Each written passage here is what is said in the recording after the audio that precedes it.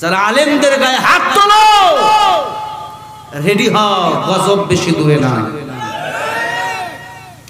কত ইমামের গায়ে পর্যন্ত হাত তোলা হয়েছে, হয় নাই? হুজুর দোয়া করছে হুজুরের জন্য, হুজুরকে ধরে পিটা শুরু করছে। ওদের দলের লোক দোয়া করছে হুজুরের জন্য, ইন্না লিল্লাহি ওয়া ইন্না ইলাইহি রাজিউন, কয়তো পদ নাই। এজন্য ওদের এমপি যখন আব্দুল কুদ্দুস সাহেব মারা গেছে, অনেকেই বলছে আলহামদুলিল্লাহ।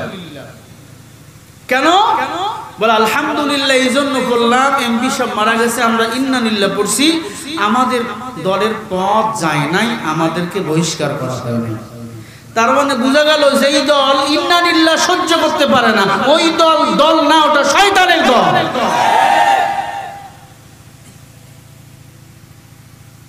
আল্লাহ তাদের হেদায়েত দান করে। এই আওয়ামী লীগ বিএনপি সবাই হুজুরকে ভালোবাসে, বাসে কি বাসে না? ঝিনাইদহের এমপি বক্তব্য দিতে উঠে শুরু করেছে সাইদি হুজুরের নামে বয়ান, কয় সাইদি হুজুর কোরআনের পাখি ছিল, ভালো মানুষ ছিল। আসলে ওনার মতো আলেম আমরা পাবো না। উনি সারা দুনিয়াতে কোরআনের দাওয়াত দিয়ে হাজার হাজার বেধর্মীকে মুসলমান বানিয়েছে। উনি এক পিস, এশিয়া মহাদেশে উনি এক পিস, যিনি আল্লাহর ঘর বাইতুল্লাহর ভিতরে ঢুকে নামাজ পড়ার সুযোগ পেয়েছে। আল্লাহু আকবার। আল্লাহর ঘর বাইতুল্লাহ খানায় খাবার তিনজন ব্যক্তির গাইবানা জানাজা হয়েছে। এক নম্বরে বাদশা নাজ্জাশী, দুই নম্বরে আল্লামা মওদুদী রাহিমাহুল্লাহ, তিন নম্বরে আল্লামা দেলোয়ার হোসেন সাইদি। আল্লাহু আকবার জোরে বলবে, আরো জোরে বলো।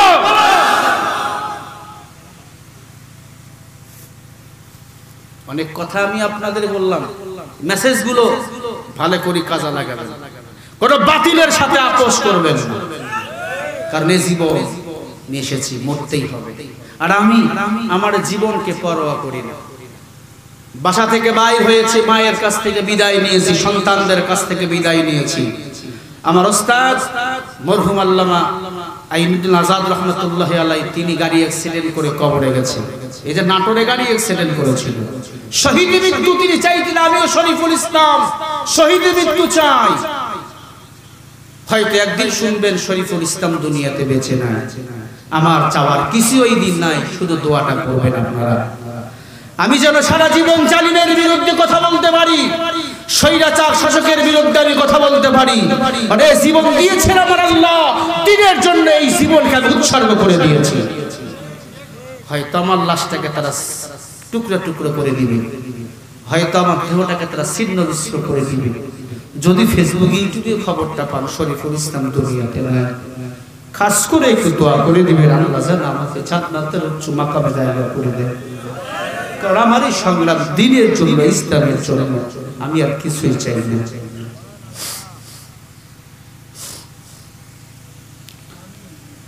কারণ আমরা তো গুনাহগার, আমরা তো পাপী। পাপ করাবার পরে ক্ষমা চাও আল্লাহর কাছে, আল্লাহ মাফ করে দিবেন, ঠিক কি না? আল্লাহ নবীর প্রিয় সাহাবী ছিলেন, একবারে কাছের সাহাবী দাহিয়াতুল কলবি রাদিয়াল্লাহু তাআলা। একজন নয়, দুইজন নয়, কয়েকজন মেয়েকে হত্যা করেছে। আবার বিবির পেটে বাচ্চা এসেছে, বিবিকে বলছে কন্যা যদি হয় মেরে ফেলবে। কেন? তখন যুগটা ছিল জাহিলিয়াতের যুগ, অন্ধকারের যুগ, বর্বরতার যুগ। তখন তারা কন্যা সন্তানকে অশুভ মনে করত। আল্লাহর কসম, কন্যা সন্তান অশুভ নয়। যেই ঘরে কন্যা সন্তান আসে, ওই ঘরে রহমত দিয়ে আল্লাহ পাক আসমান পর্যন্ত টইটুম্বুর করে সাজিয়ে দেয়। নবী বলেন, যেই ঘরে একটা কন্যা, সেই ঘরে একটা জান্নাত। যেই ঘরে দুইটা কন্যা, দুইটা জান্নাত। যেই ঘরে তিনটা কন্যা, তিনটা জান্নাত। চারটা কন্যা, চারটা জান্নাত। নবী বলেন, আমি চারটা মেয়ের বাবা, আমি যদি আটটা মেয়ের বাবা হইতাম, আমি নবী আটটা জান্নাতের মালিক হয়ে যেতাম। অনেকে মেয়েকে অশুভ মনে করো, মেয়ে মানে বোঝা মনে করো, মেয়ে বোঝানো। দাহিয়াতুল কলবি স্ত্রীকে বলে, স্ত্রী জাহেল না মেয়েদের পছন্দ করে না, অতএব কন্যা যদি হয় মেরে ফেলবা। মিশরে চলে গেলাম ব্যবসা করাবার জন্য। ছেলে সন্তান হলে রাখবা, মেয়ে হলে মেরে ফেলবা। দাহিয়াতুল কলবি ব্যবসা করার জন্য চলে গেল, মেয়েটাই দিক দিয়ে বাবার বাড়ি চলে গেল। আল্লাহ পাকের খেলা, কন্যা সন্তান আবার ভূমিষ্ঠ হয়ে গেল। সন্তানটাকে মা মারতে পারলো না, কারণ কখনো মা বাবার কাছে সন্তান বোঝা হয় না। দেখেন কত মা নিজে না খাইয়া সন্তানকে খাওয়ায়। ঠিক যুবক, নিজে না খাইয়া সন্তানের জন্য আঙ্গুর ফল তুমি নিজেই নাও কেন? বলে আমার কলিজা, তোমাকে তোমার বাবা মনে করেছিল তুমি তার কলিজা, এখন বড় হইয়া ওই মা বাবার খবর না, কেমনে ঘুমা? তোর সন্তানটাকে 1 ঘন্টা মশারির বাইরে রাখ, পাগল হয়ে যাবি। শিয়ালে নিয়ে গেল না, মশাই খাইলো, কেমন কেমন জানে ছটপট ছটপট তুমি করো। তোর বাবা তোর মা এমন ছটপট ছটপট করেছিল। ও মা গো, শাশুড়িকে বোঝা মনে করবেন না। আপনার শাশুড়ি আপনার স্বামীর জন্য বালতি বালতি রক্ত ফালাইয়া দিছে, এরপর কখনো বলে নাই তোর জন্য এত কষ্ট। যতবার মার পেটে আমি আমার মাকে লাথি দিয়েছি, আপনি লাথি দিয়েছেন। আমার মা বলে আমার বাবুটা আমাকে লাথি দেয়। যতবার আমি আমার মায়ের দুধ পান করতে যাই, দুধের মুঠায় কামড় মারছি, মা নিজের জিহ্বায় কামড় দিয়া সহ্য করছে আঘাত, এরপরে কাউকে জানতে দেয় নাই। মা বলে আমি লজ্জা পেয়ে যাবো। কতবার পায়খানা প্রস্রাব করে দিয়েছি আমরা, আমাদের মা বাবার করে, একবারও ফালাইয়া দেয়নি, দিছে নাকি বলে? ওই দায়াতুল কলবি রাদিয়াল্লাহু তাআলা আনহুর স্ত্রী কন্যা সন্তানটাকে মাকে দিয়া বলে, মা গো, এইটা তোমার কাছে তুমি বড় করো মা। আমার মনে হয় আমার যত কন্যা সন্তান হয়েছিল সবচেয়ে সুন্দরী কন্যা এইটা। মা তুমি আর নাম রাখো। মা বলে আর নাম হলো জামিলা। কি নাম? এত সুন্দরী উপবতী সুন্দরী জামিলা। স্বামী বিদেশ থেকে বাড়িতে আসলেন, এইদিকে মহিলা মেয়েটাকে মার বাড়ি রেখে আসলেন। বোনের সন্তান বলে লালন পালন হয়, কারণ স্বামী যদি পায় মেরে ফেলবে। হঠাৎ করে স্বামী বলল, স্ত্রীর কি সন্তান হয়েছিল? স্ত্রী একটু হিকমত করে বলে, স্বামীর মৃত্যু সন্তান হয়েছিল। আমার যে সন্তান হয়েছিল সেটা পেটেই মৃত্যুবরণ করেছে, কারণ কারো জীবন বাঁচার জন্য মিথ্যা কথা বলা জায়েজ আছে। এ মুসলমান, 1 বছর যায়, 2 বছর যায়, দায়াতুল কলবি স্ত্রীর সাথে পরামর্শ করে, ও প্রাণের স্ত্রী আমার, আমার যদি একটা সন্তান থাকতো, আমাকে আব্বু বলে ডাকতো, তোমাকে মা বলে ডাকতো। আমার এমন পোড়া কপাল, আমার একটা ছেলেও নাই, একটা মেয়েও নাই। স্ত্রী এবার হিকমত করে বলে, স্বামী রে, আমার বোনের একটা মেয়ে আমার মার কাছে আছে, মনে যদি কিছু না নেও, আমি আমাদের বাড়িতে নিয়ে আসবো, আমি শিখাই দেব, তোমাকে আব্বু বলে ডাকবে, আমাকে আম্মু বলে ডাকবে। স্বামী বলে, হ্যাঁ তুমি নিয়ে আসো। এবার নিজের মেয়েটাকে অন্যের মেয়ে বলে বাসায় নিয়ে আসলেন। জামিলা আব্বাকে আব্বা আব্বা আব্বা বলে ডাকে। যদি বাজারে যায় দ্রুত ডাক দিয়া, কাপ দ্রুত বাজারে আসো, ঝড় আসবে, বৃষ্টি আসবে। এই যে আমার ভাই একটু আগে বললো, হুজুর আল্লাহ আমার একটা মেয়ে দিয়েছে, বাজারে থাকলে দ্রুত বলে আব্বু বাসায় চলে আসো, ভালো লাগে না। আপনাদেরও যারা ছেলে আছে মেয়ে আছে, খবর নিয়ে দেখবেন আপনারা বাড়ি না আসা পর্যন্ত আপনার মেয়েরা ঘুমায় না। আপনার যদি রোগ হয়, ছেলেরা ঘুমাইলে উঠবে, বাবার মাথার পাশে বসে বসে ফেসবুক করে আর কই, আল্লাহ আমার বাবাকে তুমি সুস্থ করে দাও, আমার বাবা কত কষ্ট করেছে রে মালিক।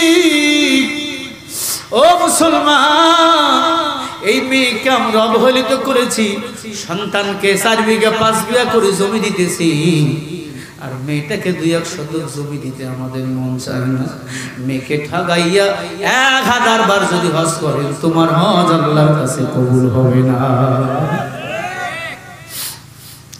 জামিলা যখন আব্বু আব্বু বলে ডাকে,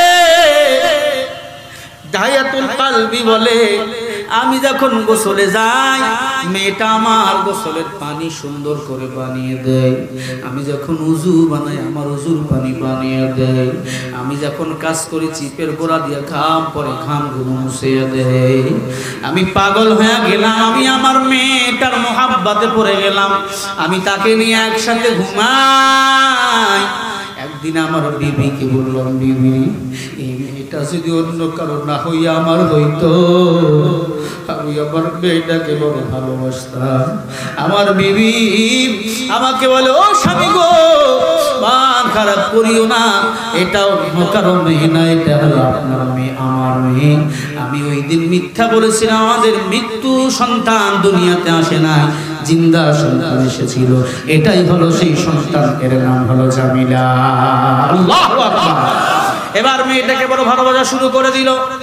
আশেপাশের জাহেল যারা, এরা যখন শুনতে পারলো দাহিয়াতুল কলবির ঘরে কন্যা সন্তান, এরা এবার তাকে বয়কট করা শুরু করলো দিল। তাকে নিয়ে বাজারে যায় না, তাকে নিয়ে খেলতে যায় না, কোনো মিটিং মিছিলে যায় না। দাহিয়াতুল কলবির অন্তরটা খারাপ হয়ে গেল। একটা কথায় আছে, সৎ সঙ্গে স্বর্গবাস, অসৎ সঙ্গে সর্বনাশ। এবার দাহিয়াতুল কলবি বলে, হায় এলাকার মানুষ যদি আমাকে ছেড়ে চলে যায়, আমি কার সাথে চলবো?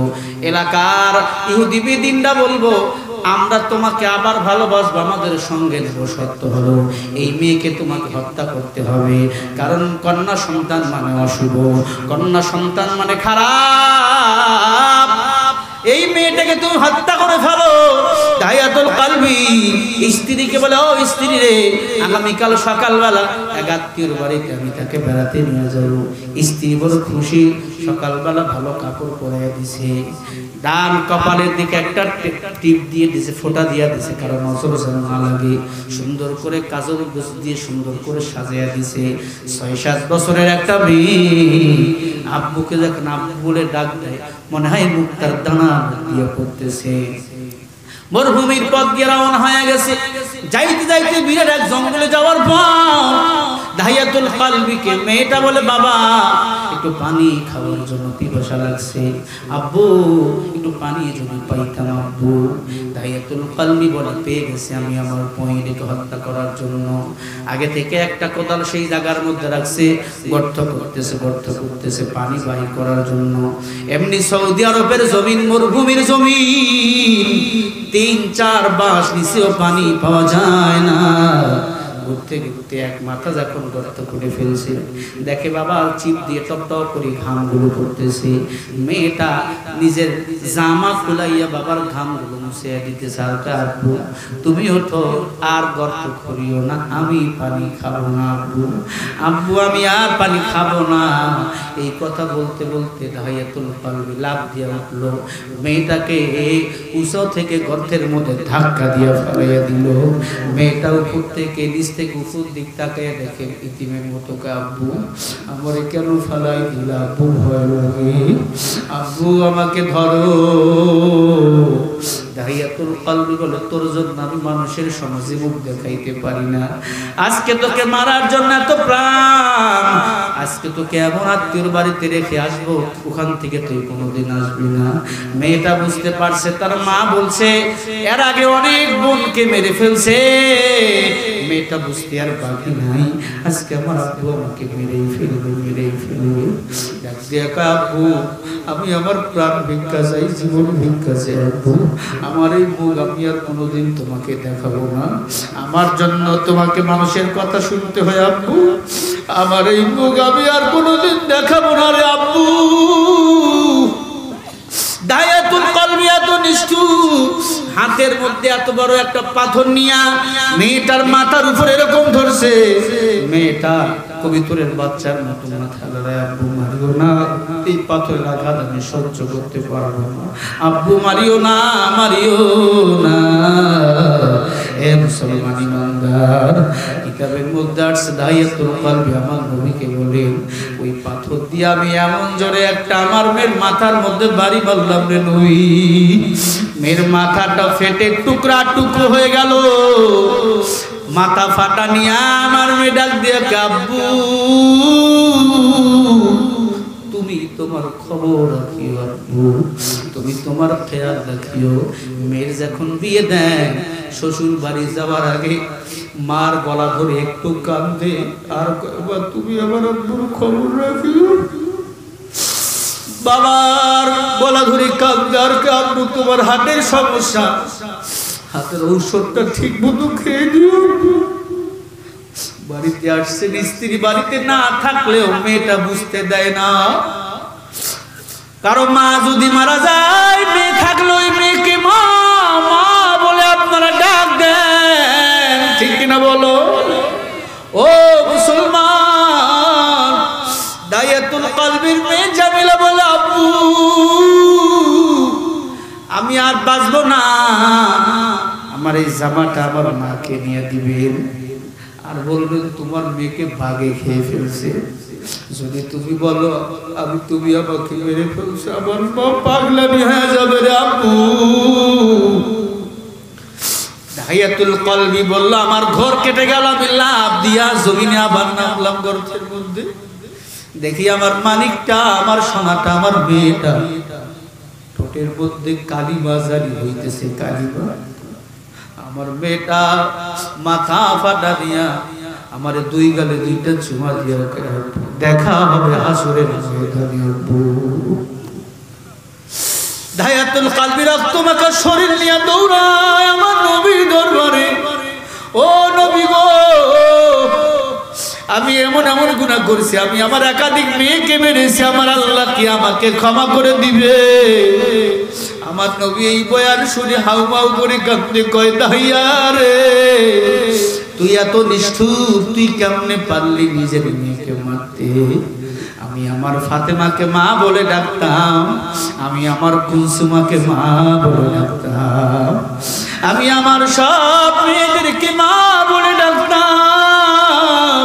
ও দাহিয়া, কেমনে তুমি নিজের মেয়েকে মারলা? ডাক দিয়া কয় নবী আমি বিশাল বড় পাপী, আল্লাহকে আমাকে ক্ষমা করে দিবে। আমার আল্লাহ পাক বলে নবী গো, দাহিয়াকে আপনি খাস তওবা করতে বলেন, তাহলে আমি আল্লাহ তাকে মাফ করে দেব। দাহিয়াতুল কলবি তওবা করলেন, নবীর এমন প্রিয় সাহাবী হয়ে গেলেন। জিবরিল আমিন যতবার দুনিয়াতে এসেছে অধিকাংশ সময় দায়াতুল কলবির সুরত নিয়া নবীর কাছাকাছি বসেছে। বলেন সুবহানাল্লাহ। দাহিয়ার মতো তো আমরা পাপ করি নাই।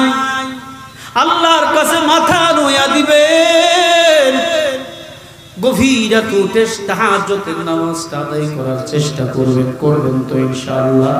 আমার মা বোন স্বামীর সেবা করবেন, স্বামীর সেবার আগে শাশুড়ির সেবা আপনারা করবেন। কারণ আপনি যদি আপনার শাশুড়ি আম্মাকে মহব্বত করেন, আপনার শাশুড়ি আম্মা আপনাকে মহব্বত করবে। আর যদি শ্বশুর শাশুড়ির মহব্বত বাদ দিয়া মা বাবার মহব্বত ঢুকাও, স্বামীর মহব্বত বাদ দিয়া যতই নামাজ রোজা হজ যাকাত করো না কেন, কবুল হবে না। আগে ঘর ঠিক যার হবে, সব কিছু তার ঠিক হয়ে যাবে, ঠিক কিনা? আপনারা রাগ করেছেন না? অনেক রাত হয়ে গেছে।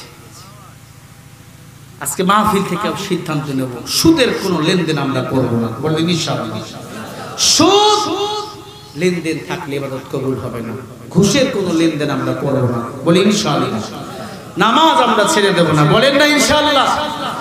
আগামীকাল থেকে সবাই ফজর পড়বো ইনশাআল্লাহ। কারা কারা রাজি আছেন দুই হাত উঁচু করেন। নারায়ে তাকবীর, নারায়ে তাকবীর।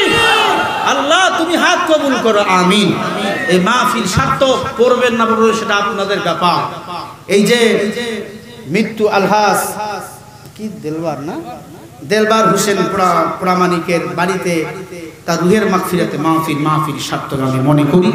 এই যে ওয়াদা দিয়েছেন, একজন মানুষ যদি এখান থেকে নামাজি হন, যত সওয়াব, এই সওয়াব পাবে এই মরহুম আল্লাহর বান্দা, কারণ তার ওসিলাই মাহফিল। ঠিক না ভাই? ঠিক। আমরা ইনশাআল্লাহ রমজান মাস রোজা রাখবো তো সবাই ইনশাআল্লাহ। যদি রোজা না রাখি আল্লাহর প্রিয় বান্দা হওয়া যাবে না। তুমি রমজান নিলে রাখো না রোজা, দিনকে করো আঘাত, পয়সা তোরি নেই তো অভাব, দাও না তো যাকাত। তুমি ইমান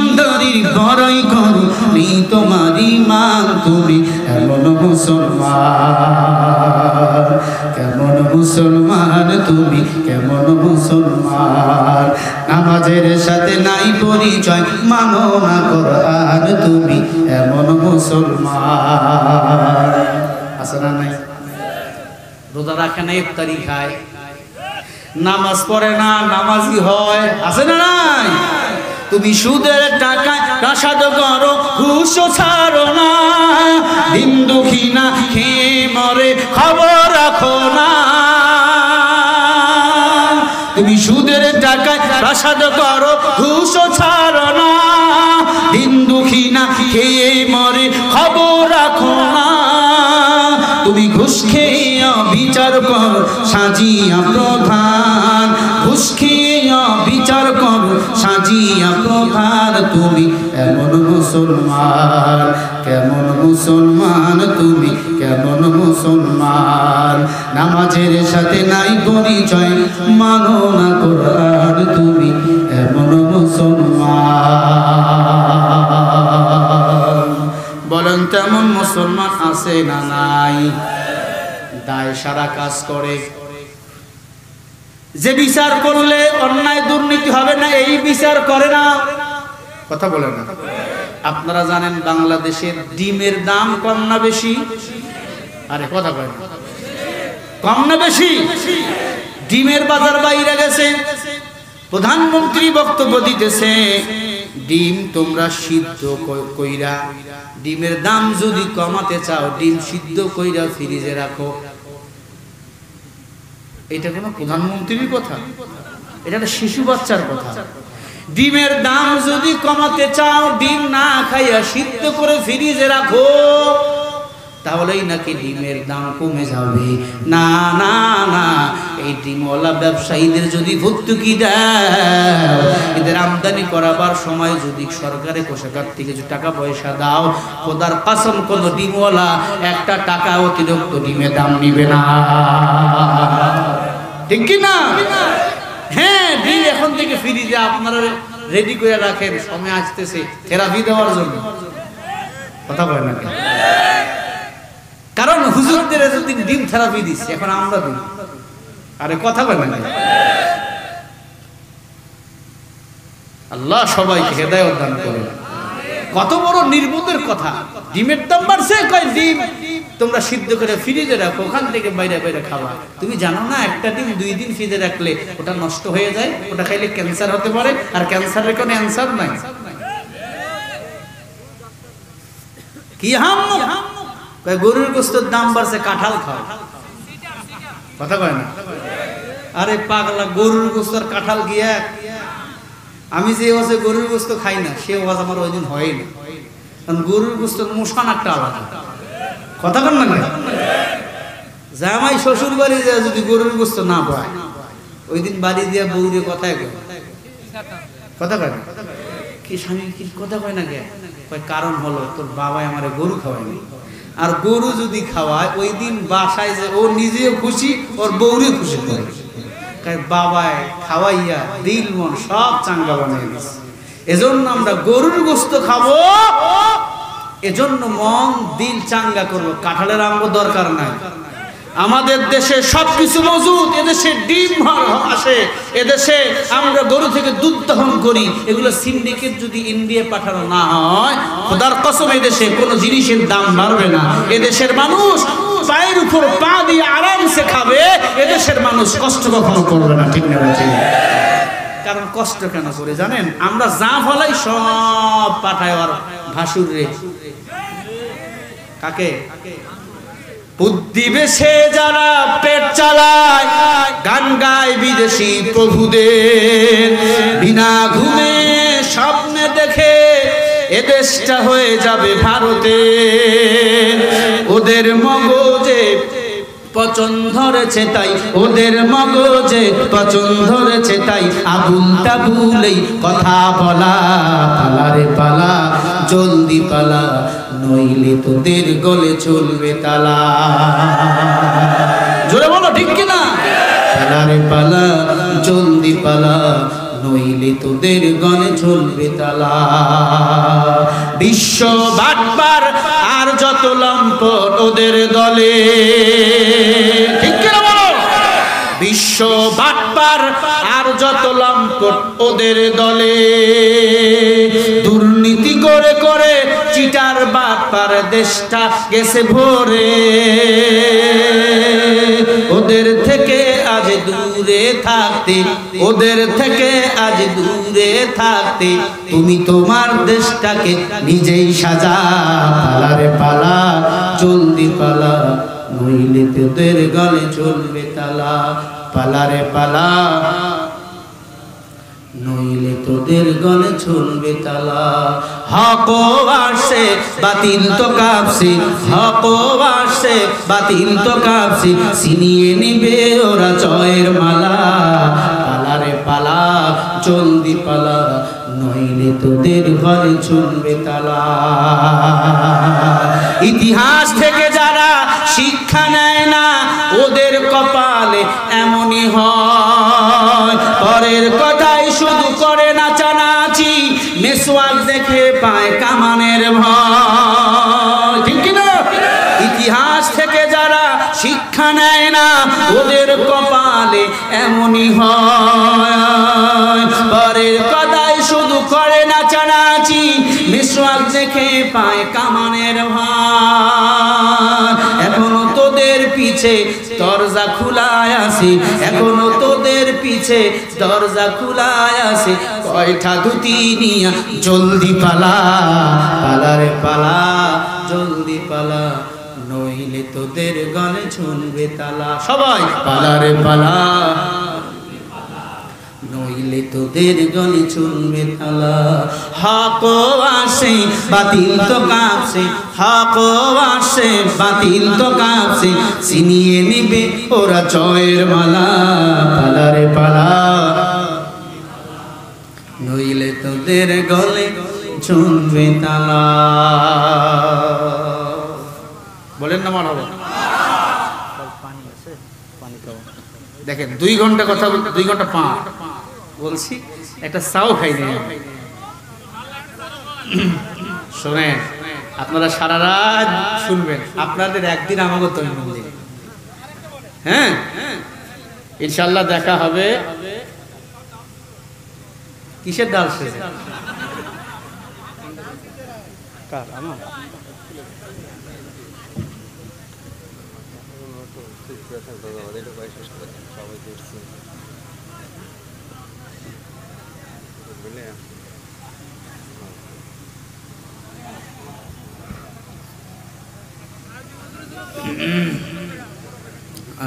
আচ্ছা, রাত অনেক হয়েছে না? একটা অনুরোধ আসছে, বগুড়া শেরপুরে নাকি ভূতের বাড়ি বাইরে। এটা নিউজে দেখছেন? ভূতের বাড়ি। ভূত বলতে কিছু আছে? কি আছে? জিন ইনসান, জিন ইনসান। এখানে নাকি ভূত আছে। কি আছে?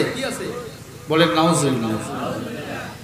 আমার আল্লাহ বলেন, ওয়ামা খালাকতুল জিন্না ওয়াল ইনসা ইল্লা লিয়াবুদুন।